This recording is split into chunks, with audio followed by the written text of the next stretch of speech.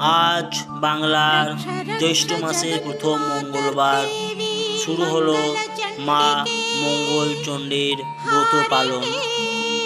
বাঙালির ঘরে ঘরে মা বোনেরা তাদের পরিবারের সদস্যদের মঙ্গল কামনায় এই ব্রত উপবাস পালন করেন। আমি মা মঙ্গলচণ্ডীর ব্রত কথা, যাবতীয় মন্ত্র, ধ্যান মন্ত্র এবং পৌরাণিক কাহিনী ডিটেলস ডেসক্রিপশনে দিয়ে দিলাম।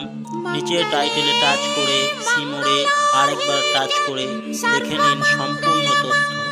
এরকম আপডেট আরও পেতে চ্যানেলটি অবশ্যই সাবস্ক্রাইব করে রাখবেন এবং ভিডিওটি লাইক, শেয়ার, কমেন্ট করে দেবেন।